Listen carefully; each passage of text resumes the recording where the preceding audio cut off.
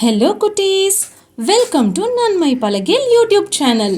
நன்மை பலகேல்னா ஓ அப்படின்னா என்னன்னு சொல்லணும்ல. நன்மை பலகேல்னா நல்ல விஷயங்களை கத்துக்கணும். ஓ அப்படியா? அப்படிதான்.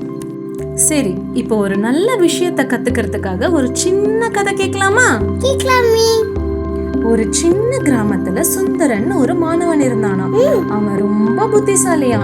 ஆனா அவன் மனசுல ஒரு பெரிய கேள்வி இருந்தது. என்ன கேள்வி?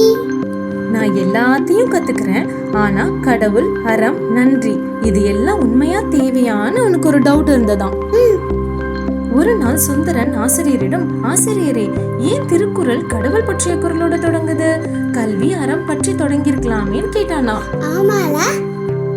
அப்ப பக்கத்துல ஒரு சின்ன குழந்தை அ ஆ ஈன்னு எழுதி பயிற்சி பண்ணிட்டு இருந்தாங்களாம். அப்ப ஆசிரியர் மெதுவா கேட்டாரா, சுந்தரா, அந்த குழந்தை ஆ இல்லாம கா எழுத முடியுமா?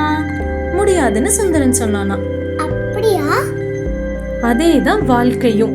எழுத்துக்களுக்கு ஆ எப்படி அடிப்படையோ அப்படிதான் இந்த உலகத்திற்கும் மனித வாழ்க்கைக்கும் ஆதி உண்மையும் இறை உணர்வும் தான் அடிப்படை. சரி.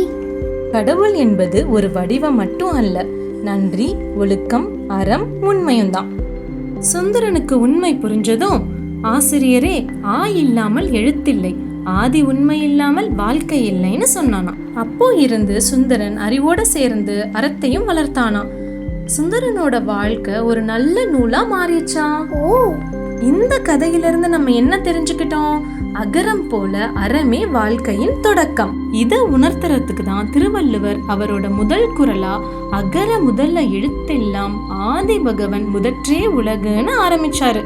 எங்க நீங்க சொல்லுங்க பார்க்கலாம். அகர முதல எழுத்தெல்லாம் ஆதி பகவன் முதற்றே உலகு.